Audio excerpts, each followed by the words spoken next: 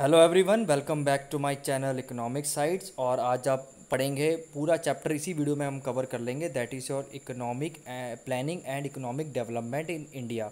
इससे पहले हमने जो इंडिकेटर्स से पैरामीटर्स से ऑफ डेवलपमेंट वो हमने कवर कर लिया था, और प्रीवियस चैप्टर्स भी मैंने सारे कवर कर रखे हैं। प्लीज़ आप इस चैनल के डिस्क्रिप्शन बॉक्स में प्लेलिस्ट उसकी देख सकते हैं। ठीक है, तो आज हम पढ़ने वाले हैं नीति आयोग। ठीक है, नीति आयोग आपका जो सिलेबस है 20 फॉर द सेशन 2021। ठीक है, सो ड्यू टू द कोविड-19 situation schools are closed off तो इन्होंने इस बार जो आपके काउंसिल ने या आपके बोर्ड ने सिर्फ आपका इस चैप्टर में नीति आयोग को ही सिलेबस में कवर किया है या उसको इंक्लूड किया है। तो नीति आयोग कब बना, कितने मेंबर्स होते हैं, क्या फंक्शंस हैं, क्या रोल्स हैं, ठीक है, वो सब इसमें मैं बताने वाला हूँ, एक्सप्लेन करने वाला हूँ। उसमें मैंने नोट्स भी बनाए हैं, अभी आपको नीचे दिखाऊंगा। इसके आपके मैंने जो इंपॉर्टेंट चीज़ें उसके नोट्स भी मैंने बना रखे हैं ताकि आपको ईजिली समझ में आ जाए। ठीक है, तो इससे पहले आपको थोड़ी सी मैं प्री हिस्ट्री समझाना चाहूँगा, क्योंकि वो आपके चैप्टर से इस पर रिड्यूस आपके सिलेबस से रिड्यूस कर दिया गया है। लेकिन इसको समझने से पहले आपको थोड़ा बहुत उसके बारे में पता होना चाहिए। ठीक है, आफ्टर द इंडिपेंडेंस ऑफ 1947, ठीक है, हमारी जब कंट्री को आपको पता है कि इंडिपेंडेंस वी गॉट इन 1947, उसके बाद हमारे देश को इकोनॉमिक प्लानिंग की ज़रूरत हुई। ठीक है, अराउंड द वर्ल्ड भी क्या हो रहा था, इकोनॉमिक प्लानिंग की जो है बहुत फेमस हो रहा था। Okay, every country use to do, every country was doing the economic planning, है ना।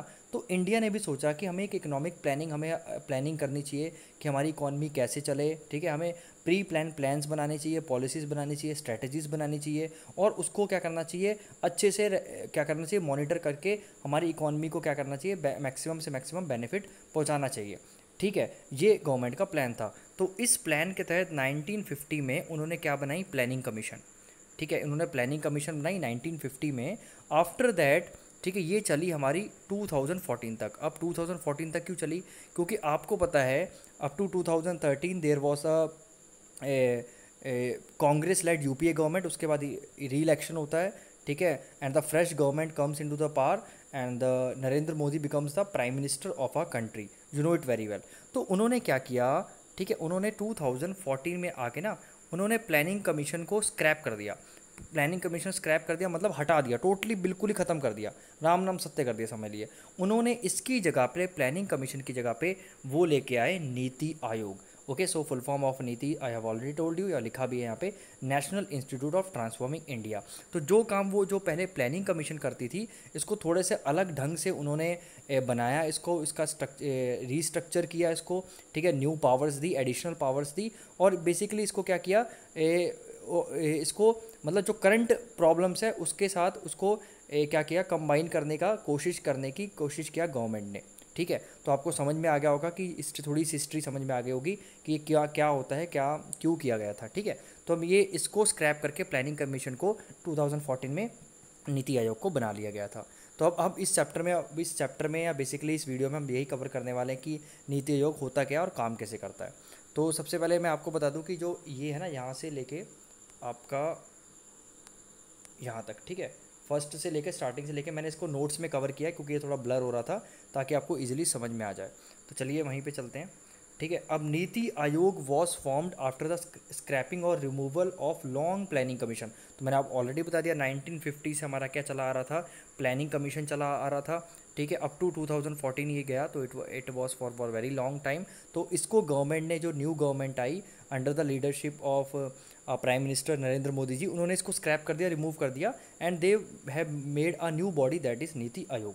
ठीक है, इसको फॉर्म किया गया था जनवरी 1 2015 में, और इसके हेड या चेयरमैन बोल सकते हैं, he is a prime minister itself. तो कोई भी देश का जो जब भी या किसी भी टाइम आपका जो प्राइम मिनिस्टर होगा, ठीक है, right now is you know very well, okay, mister Narendra Modi ji सब prime minister of a country, तो वो इस समय इसके हेड हैं या चेयरमैन हैं। तो अगर कल के दिन फिर से कोई दूसरा न्यू प्राइम मिनिस्टर बनता है तो वो इसका क्या बन जाएगा, फिर इसका ऑटोमेटिकली इसका चेयरमैन बन जाएगा।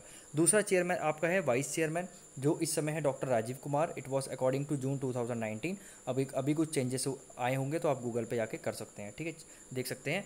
And CEO is Amitabh Kant. Okay, और एक बात ध्यान रखना, जो आपका वाइस चेयरमैन है और सीईओ है, ये दोनों पोस्ट कौन रिप्रेजेंट करता है, मतलब कौन इसको सेलेक्ट करता है इन दोनों पोस्ट के लिए।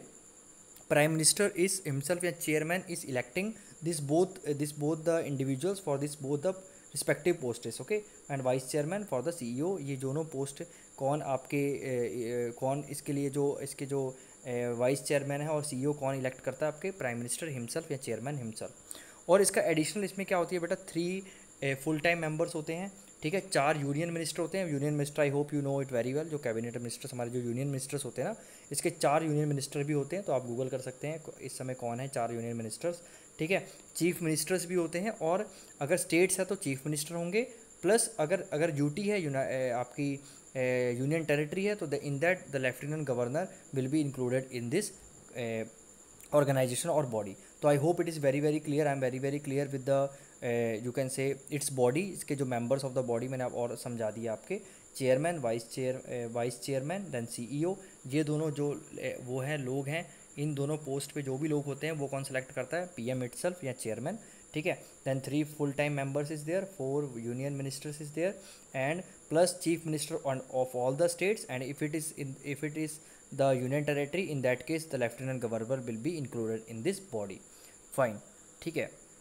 अब देखिए फंक्शंस ऑफ आपके नीति आयोग, ठीक है, फंक्शंस ऑफ नीति आयोग से समझने से पहले आपको फंक्शंस ऑफ प्लानिंग कमीशन क्या कह सकते हैं पता होना चाहिए, कि जो प्लानिंग कमीशन इससे पहले थी उसके फंक्शन क्या थे। बेसिकली इसे 2 चीज़ के लिए बनाया गया था। सबसे पहले टू इम्प्लीमेंट 5 ईयर्स प्लान, ठीक है। गवर्नमेंट इकोनॉमिक प्लानिंग कैसे करती थी तब? 5-5 साल की पंचवर्षीय योजना बनाती थी। They were making the 5 year planning, ठीक है। 1951 में इन्होंने फर्स्ट 5 ईयर प्लान लिया था, जो कि 1956 तक चला था, ठीक है। पहला 5 year plan it was this one, ठीक है। उसके बाद क्या हुआ कि प्लान्स चेंज होते गए, फिर 5 साल के लिए दूसरा, फिर 5 साल के लिए दूसरा। तो ये सब सिलेबस में आपके नहीं है, लेकिन आपको बस इतना याद रखना है क्या इसका काम क्या क्या था, to implement the 5 year plans. और दूसरा मेन काम था इसका कि जो सेंट्रल गवर्नमेंट के जो फंड्स है ना, वो स्टेट गवर्नमेंट्स में कैसे डिस्ट्रीब्यूट हो। Sorry I have not written here, after different आपको लिखना है स्टेट्स। सो आपके जो फंड्स है ना सेंट्रल गवर्नमेंट के फंड हैं, वो स्टेट्स में कैसे उसको एलोकेट किया जाए। मीन्स यूपी में हाउ कितना फंड यूपी को मिलना चाहिए, कितना फंड आपके दिल्ली को मिलना चाहिए, कितना फंड आपके उत्तराखंड को मिलना चाहिए, ठीक है, कितना गुजरात को मिलना चाहिए, लाइक दिस, कितना राजस्थान को मिलना चाहिए। तो ये इसका काम होता था प्लानिंग कमीशन का, ठीक है, पहले। लेकिन जैसे ही आपकी नीति आयोग आती है 2015 में, या आफ्टर द न्यू गवर्नमेंट के, इन्होंने इसको ख़त्म कर दिया कि भैया अब इसका काम ही नहीं है, ये नीति आयोग का ये काम नहीं होगा, ठीक है। क्योंकि अगर सारे फीचर्स देखिए, सिंपल सी बात है, अगर सब इसमें इंक्लूड कर लेंगे ना, तो फिर नीति आयोग के प्लानिंग कमीशन ही रह जाएगा। तो बेसिकली इसको पूरा फिर से रीडिफाइन करना था, तो इसको इन्होंने बिल्कुल ही हटा दिया कि ये 2 काम होंगे ही नहीं, ठीक है। उसके बाद अब ये है, अब आपको समझ में आ जाएगा कि इसका फंक्शंस क्या है, ठीक है। देखिए सबसे पहला फंक्शन है to assist the central government in making policy, जितनी भी पॉलिसीज़, प्लान, स्ट्रेटजीज बनाने में सेंट्रल गवर्नमेंट की हेल्प करता है। दूसरी बात है it is a government think tank आपको समझ में आता है कि एक तरह के जो भी जितना भी सोच विचार किया जाता है कि गवर्नमेंट को कैसे प्लान्स करने चाहिए, कैसे पॉलिसीज़ फ्रेम करनी चाहिए, वो सब ये काम हेल्प करता है करने की। तीसरी बात है प्रमोटिंग इकोनॉमिक फेडरलिज्म। देखिए फेडरल का मतलब क्या होता है? फेडरल का मतलब होता है कि आपकी देखिए इंडिया क्या है, फेडरल स्टेट ऑफ गवर्नमेंट है ना, फेडरल फॉर्म ऑफ गवर्नमेंट है। इसका मतलब क्या होता है, आपकी एक सेंट्रल गवर्नमेंट होगी, एक स्टेट गवर्नमेंट होगी, और दोनों क्या करेंगी, आपके देश को चलाएगी। तो इसमें क्या है कि आपकी इकोनॉमिक फेडरलिज्म अच्छी होनी चाहिए, मतलब सेंटर और स्टेट के रिलेशनशिप बहुत अच्छे होने चाहिए, सो दैट इकोनॉमिक डेवलपमेंट है, इकोनॉमिक प्रॉस्पेरिटी है, अच्छे से हो सके। तभी तो इन्होंने चीफ मिनिस्टर्स को क्या है, सारे सीएम्स और जो आपके इन द केस ऑफ आपके union territories they have included the lieutenant governors, ठीक है। तो आई होप यू अंडरस्टूड कि आपके स्टेट्स को भी पावर्स दी गई, आप कह सकते हैं कि उनको उनका भी सशक्तिकरण किया गया, ठीक है। इसके अंडर उनको भी क्या किया गया, उनको भी इंक्लूड किया गया बेसिकली, ठीक है। This was our main thing, ठीक है। आपके जो 3 फंक्शंस हैं बेसिकली, इसी के लिए इसको बनाया गया था। अब आ जाइए हम इसके बाकी जो बचा है, that is a role of Niti Aayog. तो रोल ऑफ नीति आयोग वही चीज़ है, देखिए it is a policy think tank of the government of India, it's assist the central government in policy formulation and strategic and technical advice भी देता है।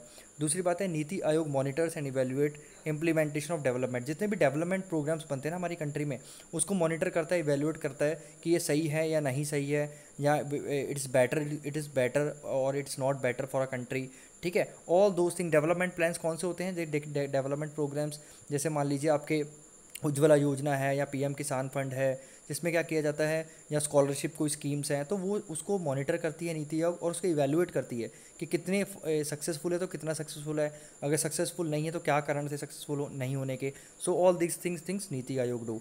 And last it plays a important role in promoting a cooperative economic federalism in the economy. It does so by involving state governments. तो ये क्या करती है, मैंने आपको बताया था कि इकोनॉमिक जो है फेडरलिज्म को प्रमोट करती है। इकोनॉमिक फेडरलिज्म मतलब जो सेंटर और स्टेट का जो कॉपरेशन है ज़्यादा हो इकोनॉमिकली, ठीक है, दोनों में अच्छा कॉपरेशन होना चाहिए, दोनों में कोई मतभेद होना नहीं चाहिए, तालमेल अच्छे होने चाहिए।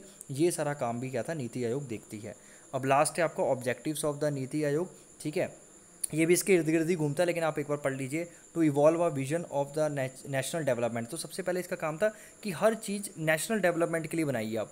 कोई भी अगर आप कोई भी पॉलिसी बना रही है तो उसके क्या होना चाहिए, नेशनल डेवलपमेंट होनी चाहिए, ठीक है। तो ये एक बहुत इंपॉर्टेंट इसमें पॉइंट था। और इसमें क्या किया उन्होंने, इसके लिए गवर्नमेंट को, स्टेट गवर्नमेंट्स को इंक्लूड किया कि स्टेट गवर्नमेंट्स क्या करे, जो भी काम कर रही है वो किसके रिस्पेक्ट में करे, नेशनल डेवलपमेंट के रिस्पेक्ट में करे। दूसरी बात है to design a long term policies programmes design करने के लिए से बनाया गया। Third point is to provide the technical advice, state को टेक्निकल एडवाइस प्रोवाइड करे as well as central government, दोनों को, ठीक है। उनको जो है क्या, कैसे उनकी डेवलपमेंट प्रायोरिटीज़ होनी चाहिए, कैसे रिसोर्सेस एलोकेट करे, बेसिकली वो सारी चीज़ें इसको भी इसमें इंक्लूड की गई। या नीति आयोग वो चीज़ें परफॉर्म यहाँ हेल्प करता है, ठीक है। फोर्थ है to actively monitor and evaluate the implementation, कि आपको ये भी देखना पड़ेगा टाइम टू टाइम कि ये मॉनिटर की ये प्रोग्राम सही चल रहे नहीं चल रहे, ठीक है, कहाँ पे लैप्स हो रहे हैं, क्योंकि अदरवाइज आपके बहुत सारे रिसोर्सेज वेस्ट हो जाएंगे।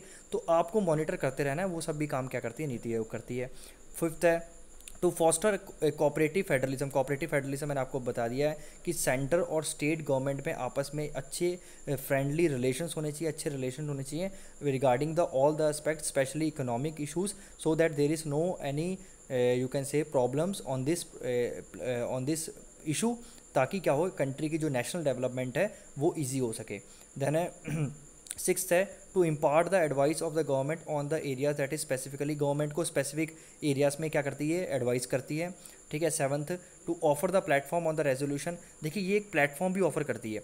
मान लीजिए कि गवर्नमेंट के कोई दो बॉडीज़ हैं, लेट सपोज, एक एग्जांपल देता हूँ आप, क्योंकि आप स्टूडेंट्स हैं, लेट सपोज आपका एक CBSE है, जैसे आपको पता है, ठीक है, आपका एक गवर्नमेंट है वो है, ये भी गवर्नमेंट बोर्ड है आपका पता है, और एक मान लो NCERT है, ठीक है। मान लीजिए इन दोनों में कोई मतभेद हो जाता है, तो उसको भी क्या करता है, ये प्रॉब्लम उसके भी सॉल्व करता है। तो ये एक प्लेटफॉर्म प्रोवाइड करता है कि जितने भी आपके यहाँ आपके दो डिपार्टमेंट्स हैं गवर्नमेंट के, अगर दोनों में आपस में मतभेद हो जाए तो उसको भी सॉल्व करने के लिए हेल्प करता है ये, ठीक है। Last is to focus on the technological upgradation की, ताकि क्या हो, टेक्नोलॉजी का अपग्रेडेशन हो सके, okay. And the state and the central government use the latest updation of the technology so that the resources are maximum used and there is a minimum wastage.